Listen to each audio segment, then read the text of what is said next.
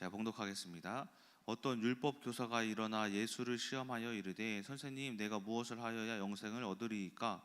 예수께서 이르시되 율법에 무엇이라 기록되었으며 내가 어떻게 읽느냐? 대답하여 이르되 내 마음을 다하며 목숨을 다하며 힘을 다하며 뜻을 다하여 주 너의 하나님을 사랑하고 또한 내 이웃을 내 자신과 같이 사랑하라 하였나이다. 예수께서 이르시되 내 대답이 옳도다. 이를 행하라. 그리하면 살리라 하시니 그 사람이 자기를 옳게 보이려고 예수께 여짜오되 그러면 내 이웃이 누구니이까? 예수께서 대답하여 이르시되 어떤 사람이 예루살렘에서 여리고로 내려가다 강도를 만나 강도들이 그 옷을 벗기고 때려 거의 죽은 것을 버리고 갔더라. 마침 한 제사장이 그 길로 내려가다가 그를 보고 피하여 지나가고 또 이와 같이 한 레위인도 그곳에 이르러 그를 보고 피하여 지나가되 어떤 사마리아 사람은 여행하는 중 거기에 이르러 그를 보고 불쌍히 여겨 가까이 가서 기름과 포도주를 그 상처에 붓고 싸매고 자기 짐승에 태워 주막으로 데리고 가서 돌보아 주니라. 그 이튿날 그가 주막 주인에게 데나리온 둘을 내어주며 이르되 이 사람을 돌보아 주라. 비용이 더 들면 내가 돌아올 때에 갚으리라 하였으니 네 생각에는 이 세 사람 중에 누가 강도 만난 자의 이웃이 되겠느냐? 이르되 자비를 베푼 자니이다. 예수께서 이르시되 가서 너도 이와 같이 하라 하시니라. 그들이 길을 갈 때에 예수께서 한 마을에 들어가심에 마르다라 이름하는 한 여자가 자기 집으로 영접하더라. 그에게 마리아라 하는 동생이 있어 주의 발치에 앉아 그의 말씀을 듣더니 마르다는 준비하는 일이 많아 마음이 분주한지라. 예수께 나와 이르되 주여 내 동생이 나 혼자 일하게 두는 것을 생각하지 아니하시나이까? 그를 명하사 나를 도와주라 하소서. 주께서 대답하여 이르시되 마르다야 마르다야 내가 많은 일로 염려하고 근심하나 몇 가지만 하든지 혹 한 가지만이라도 족하니라. 마리아는 이 좋은 편을 택하였으니 빼앗기지 아니하리라 하시니라. 아멘. 오늘 말씀은 이제 누가복음의 이제 말씀인데 두 문단으로 한번 요약해 볼 수가 있습니다. 하나는 어떤 강도 만난 자에 대한 이제 비유를 통한 이제 하나님 나라를 이제 확장하는 방법이고, 하나는 마르다와 이제 마리아 이야기인데 이 두 이야기를 한번 요약을 해서 좀 간단하게 말씀을 드리자면은 먼저 첫 번째 단락에서는 25절에서부터 36절 말씀, 37절 말씀입니다. 예수님이 이제 말씀을 전하시고 어떤 율법 교사, 그러니까 바리새인이라고 볼 수가 있습니다. 와가지고 예수님께 이제 여쭙습니다. 어떻게 하면은 영생을 얻겠습니까? 이렇게 여쭤요. 그런데 이제 예수님이 말씀하시기를 네가 다시 되묻습니다. 네가 성경에 봤을 땐 뭐라고 써 있느냐 하니까 신명기 6장을 인용을 하면서 하나님 사랑, 이웃 사랑입니다. 이렇게 대답을 하는 거예요. 그래서 예수님이 그래 맞다. 그 말이 맞고 너도 그와 같이 해라. 이렇게 이야기를 합니다. 그런데 이제 그 율법 교사가 한마디 더 합니다. 그러면 누가 내 이웃입니까? 이렇게 예수님께 이제 물어요. 예수님이 말씀하시기를 이렇게 말씀하십니다. 어떤 사람이 예루살렘에서 이제 여리고로 여행을 하다가 강도를 만나가지고 다 옷이 벗겨지고 흠씬 두들겨 맞아서 거의 뭐 죽은 것처럼 되었는데 그때 그 길가에 쓰러졌는데 그때 이제 한 대제사장이 와가지고 지나가다가 그를 보고 그냥 지나쳤다. 그리고 나서 또 한 레위인이 지나가다가 그를 보고 또 지나쳤다. 그런데 이제 사마리아인이 와가지고 그를 이제 포도주로 씻기고 또 이렇게 상처를 이제 싸매고 이제 어떤 여관에다가 그 사람을 맡기고 그 사람을 치료해달라고 부탁을 했다. 심지어는 이 사람이 치료 비용이 더 들면 자기가 내겠다고 하고 그렇게 맡기고 갔다. 그 중에 누가 그 강도 만난 자의 이웃이겠냐 할 때 이 사람이 돌봐준 사람이 이웃이다라고 말씀을 합니다.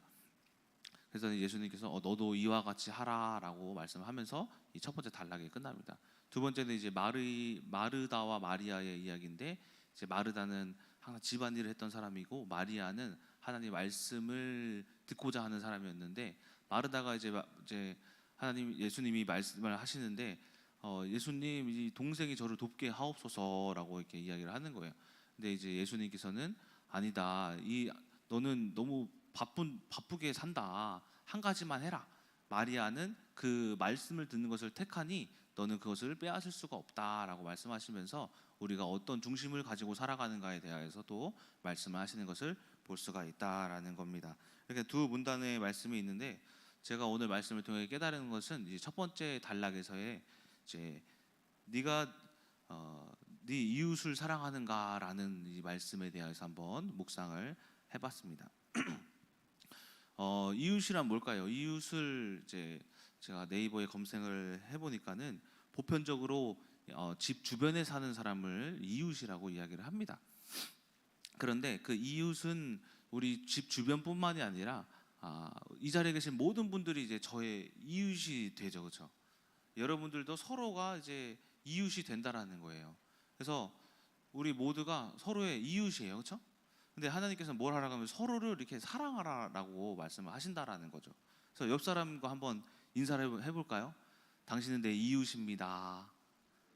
이웃이죠. 그런데 여기서 예수님이 오늘 말씀하신 것에 대한 비밀이 하나 있다라는 거예요. 뭐냐면은 과연 당신이 내 이웃이 맞는가라는 거예요. 무슨 말이냐면은 오늘 그 첫 번째 단락의 말씀을 잠깐 해석을 하자면은 어쨌든 누가 강도를 만났어요. 길가에 쓰러졌어. 그런데 제사장이 지나갔다가 그를 발견한다 그래요. 제사장은 그 당시 그 이스라엘 백성들 중에서 거의 그 당시 왕 다음으로 아니면 왕보다 더 높은 위치에 있는 사람들이었거든요. 왜냐하면은 모든 제사와 하나님의 음성들을 제사장을 통해서 듣고 그 말씀을 이제 제사장들이 선포하고 그랬으니까. 그런데 그런 사람들이 이 불쌍한 일을 당한 사람을 그냥 보고 지나섰다라는 거예요. 레위인도 마찬가지였죠.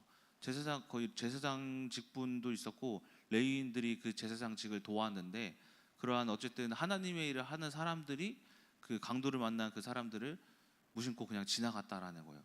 근데 과연 그 사람들이 이웃이 맞냐라는 거예요.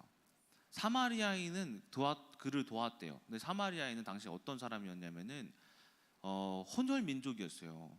그 아수르가 점령했던 그 시기에 그 포로들로 다 잡아가가지고 뭐 했냐면은 이제 이스라엘과 뭐 어디 애굽과 아람과 또 에돔 다 그 민족들을 섞어가지고 막 여러 군데에 막 보냈거든요. 그때 그 사마리아라는 예루살렘 옆에 그 지역이 있는데 거기로 다 보냈어요. 그러니까 그들이 그 다른 이방 민족들이랑 섞여 살았던 한마디로 짬뽕 민족인 거예요. 그런데 그 사람이 유대인들에게 굉장히 멸시받고 또 이스라엘에 속할 수 없는 사람이라서 배제됐던 사람들이거든요.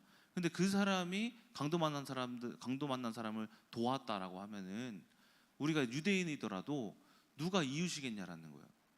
제사장이 이웃이겠냐? 아니면 레위인이 이웃이겠냐라는 거예요. 그렇지 않고 아무리 내가 보기에 이상한 사람이 날 도왔으면은 그 사람이 내 이웃이 된다라는 거예요. 그렇다면은 우리가 다시 생각해 볼 수 있죠. 과연 이 사람이 내 이웃인가라는 거예요. 아니면은 나는 이 사람을 이웃으로 생각을 하는데 이 사람은 나를 이웃으로 생각하지 않을 수도 있다라는 거예요. 그래서 이렇게 물어보는 거예요. 옆 사람과 다시 한번 제가 이웃이 맞습니까? 아니라고 대답 들으신 분 손 들으세요. 아니라고 대답 들으신 분. 아닐 수도 있다라는 거예요. 그러니까는 내가 생각하기에는 우리 장로님이 이웃인데 알고 보니까 장로님이 저를 미워하고 있어. 왜 제가 너무 장로님을 못 살게 굴어서. 그럴 수도 있다라는 거예요.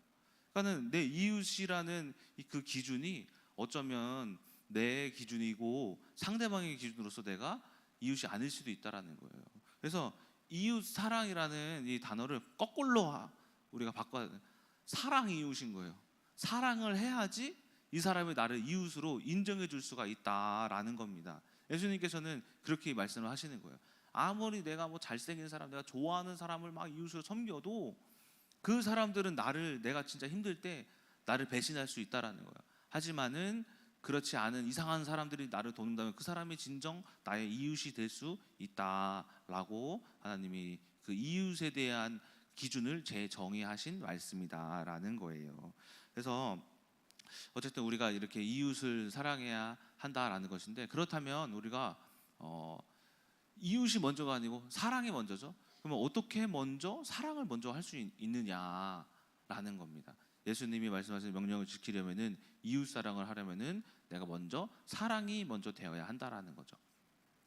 자, 사랑하는 방법, 곧 모든 사람들을 내 이웃으로 만드는 방법이 뭐냐면은 저는 이렇게 생각을 합니다. 수용하는 것이 사랑하는 것이고, 수용한다면은 그 사람이 나의 이웃이 된다라는 거예요. 수용하는 게 뭡니까? 수용하는 거. 수용하는 것은 모든 것을 다 받아들인다라는 말씀이요. 근데 우리가 그 받아들인다라는 것을 하기가 굉장히 힘들고 어렵죠. 어떻게 그 사람이 나를 때렸는데 그걸 받아들이고, 내 남편이, 내 아내가 바람을 피고 도박을 하고 나를 막 무시를 하고 나를 막 비꼬는 말로 막 대하고 하는데 어떻게 그 사람을 수용할 수가 있냐라는 거예요. 내 욕을 하는데 교회 안에서. 그렇죠? 자, 어떻게 이 사람을 수용할 수 있는가? 한 가지 제가 이제 인생을 살면서 경험한 법칙이 하나 있어요. 뭐냐면은 정상 법칙이라는 게 있어요. 근데 이것은 어디 뭐 논문에 뭐 학회에 등록된 말이 아니라 제가 어떻게 스스로 이런 하나님의 법칙이 있구나라고 생각해낸 건데, 이게 사람을 대할 때에도 어떤 문제와 사건을 대할 때에도 굉장히 우리가 복음을 해석할 때 좀 유용하게 쓰이더라고요. 이 정상 법칙이 뭐냐면은 제가 어떤 사람을 딱 볼 때 제 기준에 비정상적인 사람들이 있어요. 그리고 여러분 기준에 비정상적인 사람들도 있을 거예요. 근데 과연 그 사람들이 비정상일까? 그뿐만이 아니라 사람뿐만이 아니라 환경도 마찬가지로 제가 봤을 때 제 기준에 비정상적인 환경들이 있고 문제들이 있잖아요. 나에게는 일어나서는 안 되는 일들. 나는 공부를 잘하는데 예를 들어서 서울대를 못 갔어. 연세대를 못 갔어. 나는 영어를 잘하는데, 드보라가 그랬어요. 영어를 엄청 잘하는데 수능을 조금 망쳤어요. 근데 보니까는 어떤 일이 있었냐면은 수능 시간에 옆에 있는 같이 수능 보는 친구 중에 한 명이 배에서 막 꼬르륵 꼬르륵 꼬르륵 계속 소리가 귀에 들리더래요. 귀에. 그래서 그거에 집중을 못 해가지고 수능 듣기 평가를 다 이렇게 잘 못 들어가지고 그때 그 영어를 많이 좀 실수를 많이 했대요. 영어에 엄청 자신만만했거든요. 근데 왜 나에게 이런 비정상적인 일들이 일어나느냐라는 거예요. 그런데 그것이 과연 그 비정상적일까? 라는 그 생각이 정상 법칙인 거예요.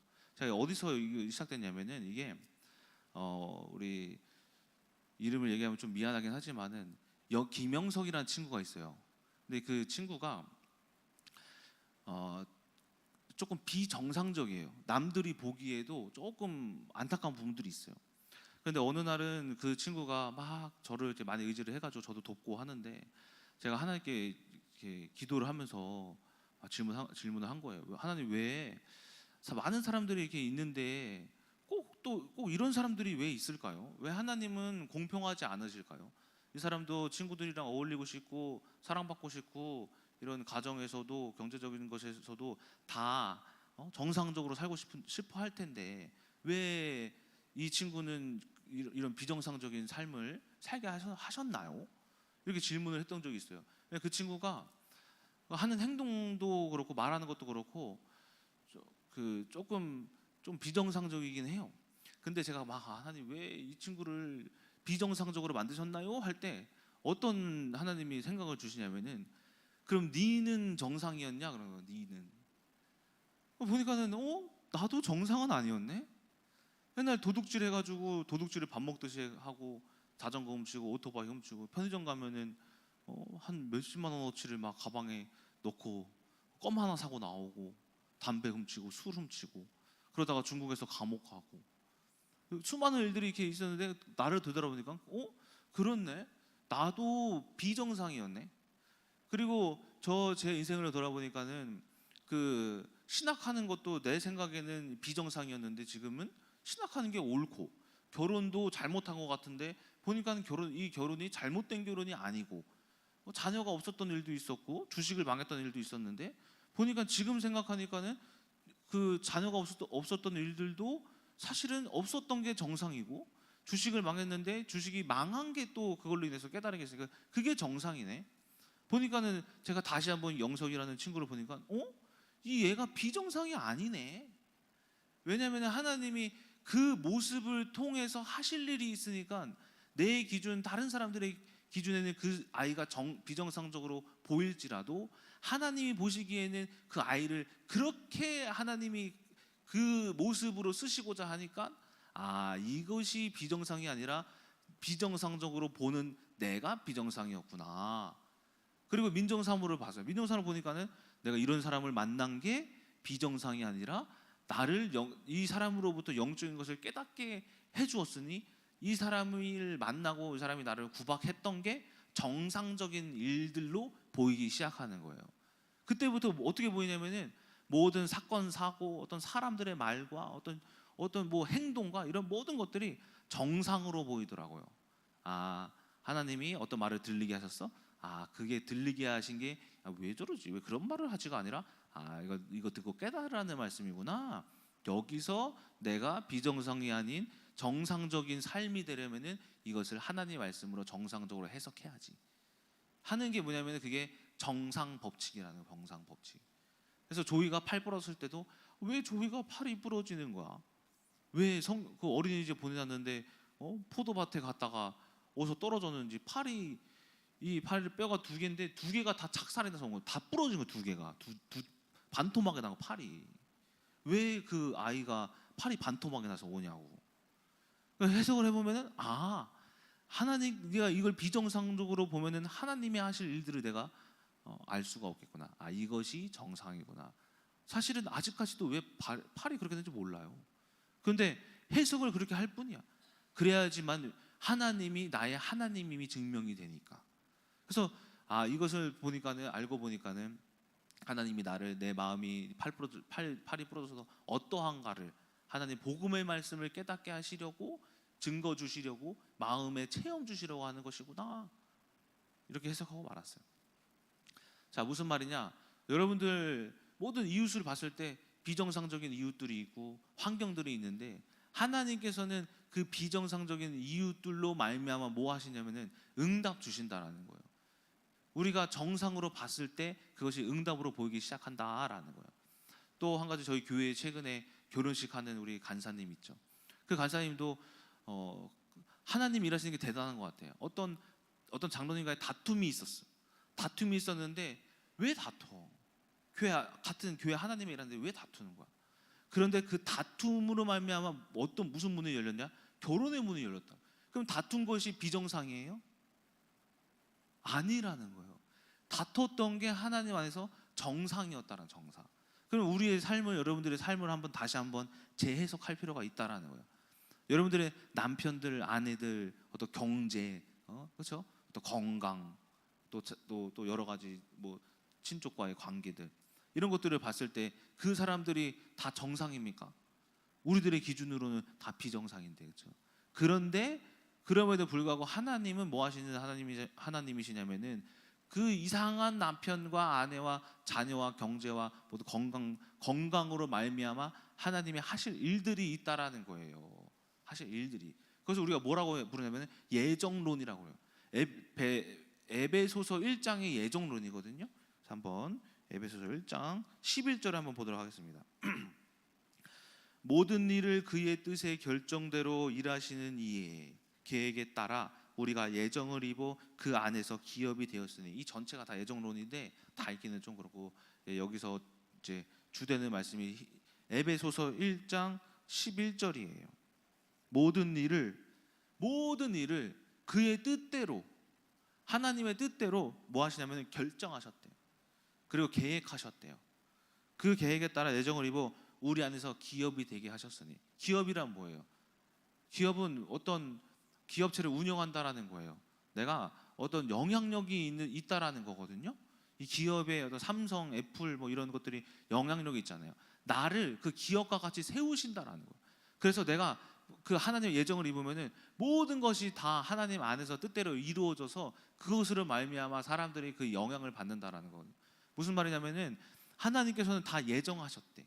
여러분들이 지금의 경제와 어떤 사람과 무슨 일을 만나더라도 하나님께서는 다 내가 뭘 보더라도 다 예정하신 거라는 거예요. 그 예정하심을 여러분들이 하나님이 이렇게 예정하셨구나라는 것을 알면은 그것이 여러분들의 능력이 되고 힘이 된다라는 뜻이에요. 이게 예정론인 거예요. 그래서 제가 나중에 이 영석이라는 이제 친구를 보니까는 이 친구가 정상적으로 보기 시작하니까 뭐라고 말해주기 시작했냐면은 너 비정상 아니다, 정상이다. 그래서 정상인 것처럼 대하니까는 그 아이가 어느 날은 한 6개월인가를 이 정신 치료 약을 먹었거든요. 약을 끊었어요. 약을 안 먹으면 잠이 안 온대. 근데 그 약을 끊더라고요. 그다음에 그 아이가 말하는 게 목사님, 근데요 제가 오늘 이랬는데요, 이랬는데 갑자기 차분해지는 거예요. 목사님, 제가 오늘 이런 일이 있었는데 이거 어떻게 해야 돼요? 이거 이상하다. 진짜로 뭐가 되면 정상이 되어졌네. 정상이 되어졌네. 제가 그 아이 모습 보고 하나님 살아계심을 믿은 거예요. 아, 하나님께서는 그냥 내가 정상이다라고 정상으로 해줄 것이다라고 믿고 끝나는 것이 아니라 진짜로 하나님이 일하시면 정상이 되는구나. 때문에 여러분들이 그냥 남편 아내 여러분들의 모든 환경을 하나님이 정상으로 되어지겠지 하는 것이 아니라 그 믿었던 것이 히브리서 11장과 같이 실상으로 되어지는 그 능력이 하나님 안에 있다라는 거예요. 근데 그 한 가지 전제 조건이 뭐냐면은 요한복음 14장 6절이에요. 예수께서 이르시되 내가 곧 길이요 진리요 생명이니 나로 말미암지 않고는 아버지께로 올 자가 없느니라. 곧 내가 아무리 이 사람이 정상적이라고 생각만 하는 것이 아니라 그리스도를 믿고 따랐을 때에 예수님께서 그 모든 것을 그 안에서 길이 되고 생명이 되는 일로 만들어 주신다라는 거예요. 하나님의 말씀으로 말미암아. 요한일서 6장 5장이었나? 5장에서도 뭐라고 하냐? 하나님을 우리 안에 진리가 있더라도 진리를 믿지 않으면 우리가 하나님을 거짓말쟁이로 만드는 자래. 하나님은 항상 우리를 축복하시는 분인데 우리가 그것을 믿지 아니하면은 진짜 하나님 말씀대로 믿었는데 안 되네. 왜 안 될까? 우리가 진짜 하나님을 믿지 않았기 때문이다라는 거예요. 이처럼 결국에는 우리가 이웃 사랑하는 것도 하나님 사랑하는 것도 모든 것을 그래서 우리가 먼저 수용해서 하나님이 우리들에게 영생의 축복을 주시고자 하는 이유는 무엇이냐면은 온 세상을 하나님의 외정됨으로 바라봄을 통하여서 모든 것이 다 하나님의 뜻 아래서 정상화되게 하시려고. 왜? 하나님은 항상 그 이스라엘에게도 말씀하시기를 회복시키시는 하나님이시기 때문이다라는 겁니다. 자, 결론입니다. 이처럼 이제 우리가 내 이웃을 바라볼 때 어떻게 바라봐야 할까요? 정상으로 바라봐야 한다. 내 친구만의 이웃이 아니라 내 집 주변 사람만의 이웃이 아니다. 내 아내도 이웃이고 남편도 이웃이고 내 자녀도 이웃이다. 이 모든 삶의 영역 가운데에서 하나님의 말씀을 가지고 이 사람이 나에게 이렇게 해코지하는 게 정상이구나. 하나님이 이 해코지를 통해서 나에게 어떤 말씀을 주시려고 하시는 것일까? 라고 해석할 때 그 해석으로 말미암아 어떻게 되어지느냐? 나만 깨닫고 끝나는 것이 아니라 진짜 내 남편이 하나님을 만나는 일이 된다. 해코지가 멈추고 이상한 도박하는 것이 멈추고 술 중독이 멈추고 제가 체험했던 게 그거예요. 자녀가 없는 게 비정상이잖아. 지금 나에겐 없는 게 정상이구나 깨달으니까는 진짜 끝까지 자녀가 없었습니까? 아니요, 생겼어요. 2명이나 있어요. 저 똑같이 생긴 애들이. 또 민정사모가 아니 수세미로 설거지를 하는 게 맞습니까? 설거지가 힘들대. 수세미로 설거지하는 게 맞지. 쌀을 씻는 게 맞습니까? 그리고 설거지를 하더라도 제가 먹은 거는 설거지 안 해줬어요. 자기가 먹은 것만 했어요. 왜 내 거는 안 해줘? 맨날 너는 컵을 하나만 꺼내고 물 먹고 또 다른 걸 꺼냈어가지고 내가 치우래. 이게 정상이냐고. 그런데 제가 무슨 믿음을 가졌냐면 이 사람을 통해서 그때는 몰랐죠. 근데 나중에서 깨달으면 이 사람을 통해서 하나님이 이 사람을 통해서 내가 복음을 깨달았으니 그랬던 모든 일들이 다 정상이었구나. 지금은 어떻게 생각하냐면은 뭐라고 해도 해코지를 해도 이상한 일을 해도 그렇구나. 하나님이 정상으로 만드실 거기 때문에 이 일이 해코지하는 일이 또 이상한 일들이 민정사모의 말들이 다 정상이구나. 여보 알겠어. 네, 아까 엊그저께는 주일 저녁에는 좀 싸웠어요. 저도 좀 피곤해가지고 좀 싸웠는데 무슨 일이 있었냐면은 피곤한데 빨래를 개재요. 근데 제가 피곤해서 내일 갠다 했어요. 그걸로 싸운 거예요. 한 4시간을 말싸움을 했어요. 다행히 제가 뭐 부시진 않았고 말싸움을 이렇게 했는데 무슨 일이 있었냐면 어쨌든 민정사모가 먼저 미안하다고 하더라고요. 와, 제가 깜짝 놀랐어요. 어떻게 민정사모가 먼저 나한테 미안하다고 할 수가 있을까? 이 사람이 진짜 뭐 된 거예요? 정상이로 변화되었구나 싶었던 거예요. 그래서 그거에 되게 기쁘더라고요. 자, 어쨌든 무슨 말이냐? 결론 이미 결론이죠. 모든 것을 다 정상으로 바라봐라. 하나님의 말씀이 있고 여러분들이 하나님 믿는다면은 하나님의 말씀은 길이요 진리요 생명이니 그 길이 아니면 아버지께로 갈 수가 없다. 정상에 되어질 수가 없다. 우리가 이웃 사랑, 하나님 사랑하는 모든 것들도 우리가 하나님 안에서 정상으로 바라볼 때에 그 사람을 통해서 하나님 나라가 확장되어지고 여러분 또한 그 사람을 통해서 모든 응답을 받는 그 체험과 경험들이 그로부터 시작된다. 때문에 하나님의 능력을 믿고 모든 사람들의 말과 행동들을 정상으로 해석하여서 우리가 흑암의 어떤 우리를 속이려고 하는 그 구렁텅이에서 우리가 벗어나서 모든 삶의 영역 속에서 생명의 구원의 능력을 경험하시는 여러분 되시길 주님의 이름으로 소망합니다. 기도하고 마치겠습니다.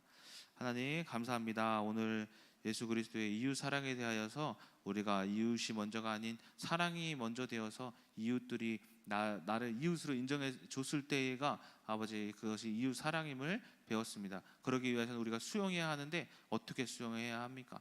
바로 이 정상적으로 바라봐야 합니다. 모든 것들은 비정상으로 바라봤을 때에 우리가 수용하지 못하고 사랑하지 못합니다. 하지만 하나님의 말씀 안에서 모든 것들이 그 말씀 안에서 계획대로 하나님의 뜻대로 되어지지 않는 것이 없으니 그것들을 우리가 어찌 비정상으로 바라보겠습니까? 모든 것들을 우리가 복음의 말씀으로 말미암아 정상으로 바라봤을 때 그것이 실상이 되어지고 우리들의 삶의 증거가 되어지는 하나님을 모두 경험하는 큰나무교회 성도님들 되게 하여 주시옵소서. 살아계신 예수 그리스도의 이름으로 기도드렸습니다. 아멘.